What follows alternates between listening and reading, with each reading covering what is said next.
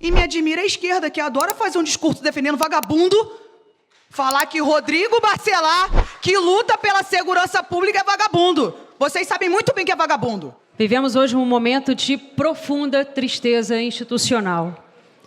Não é simples para essa casa analisar os efeitos de uma decisão judicial que envolve nada mais, nada menos que o presidente da Alerj, ainda que em caráter preventivo. Mas é exatamente nesses momentos que o parlamento é chamado a demonstrar maturidade, prudência e compromisso com o Estado de Direito. O projeto de resolução que estamos apreciando busca permitir que o plenário delibere sobre a revogação da prisão preventiva do deputado Rodrigo Bacelar. Entretanto, e eu quero frisar essa parte aqui, porque aqui não tem achismo, aqui não é uma questão de opinião. Diante da gravidade dos fatos apurados, do parecer da Procuradoria-Geral da República, da decisão do Supremo Tribunal Federal e da instrução da Polícia Federal, e eu quero frisar isso, porque isso não é achismo, a gente tem um trabalho aqui sério das instituições que gozam de soberania, de autonomia e elevada credibilidade no ordenamento jurídico brasileiro. Eu entendo que não cabe a esse parlamento, nesse momento, abrir caminho para revisar um ato que tem precisamente o quê? A finalidade de assegurar a independência e a imparcialidade dessa investigação. E eu quero reforçar algo essencial. Não estamos julgando culpa ou inocência aqui. Esse não é o papel dessa casa e nem poderia ser. O deputado Rodrigo Bacelar, ele tem e deve ter plenamente garantido o direito dele de ampla defesa e do contraditório. O que estamos analisando aqui, nobres colegas, são os efeitos institucionais de uma decisão judicial.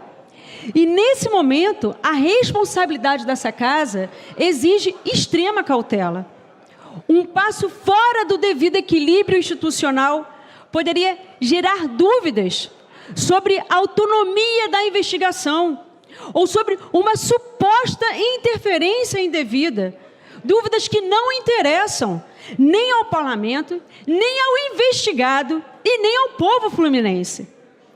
Por isso, ainda que reconheça o peso dessa posição que nós estamos assumindo, eu manifesto, em nome de toda a bancada do PT, pela manutenção da decisão judicial que decretou a prisão preventiva e determinou o afastamento do deputado da presidência dessa casa. E eu repito, não é um voto de condenação, é um voto de responsabilidade institucional, um voto de salvaguarda da autonomia das investigações, da legitimidade desta Assembleia Legislativa, da confiança do povo fluminense e do próprio deputado investigado, que ao final do processo ele vai poder afirmar, sem qualquer sombra de dúvida, que sua defesa se desenvolveu em um ambiente livre de suspeitas ou qualquer favorecimento. Deputada Élica, Vossa Excelência me concede uma parte? Só um minutinho, eu já vou te passar. Eu queria dizer, deputada, antes de passar a palavra para Vossa Excelência, que a Alerj cumpre aqui um papel que lhe cabe, que não pode parar sobre essa casa a menor suspeita de conivência com qualquer organização criminosa, ainda que involuntária, de limitar a soberania das instituições de investigação. Deputada, palavra. Primeiro, agradecer a Vossa Excelência pela possibilidade de aparteá-la. Eu queria colocar, na verdade, talvez um ou dois aspectos para complementar a fala de Vossa Excelência, que eu julgo ser uma fala assertiva em nome do nosso partido. Na verdade, é muito importante a gente dizer que esse momento não é um momento feliz, que esse momento não é um momento de celebração, que independente de questão ideológica, do matiz ideológico desse ou daquela figura, essa não é uma tomada de decisão, essa não é uma questão que deixa nenhum parlamentar feliz. Eu certamente estou entre aqueles e aquelas que não tem um comportamento político de ficar tirando casquinha, né, de fazer política em cima de algo que eu julgo, sobretudo, ser muito ruim para o parlamento, para a instituição, porque certamente existe, tanto na sociedade, quanto em quem dá opinião pública, de querer colocar todo mundo no mesmo balaio. Mas eu acho muito importante dizer que o que está acontecendo aqui está acontecendo porque houve uma investigação da Polícia Federal, porque teve uma decisão da Procuradoria e porque teve uma decisão do Supremo. Isso aqui não é um fla-flu, como algumas pessoas tentaram caracterizar, de quem gosta, de quem não gosta, né? Eu, por exemplo, não ponho opinião e não julgo à luz da simpatia ou da antipatia. Inclusive, eu quero dizer que foi muito ruim que os deputados tenham que formar juízo sem ter acesso a mais informações sobre os autos do processo.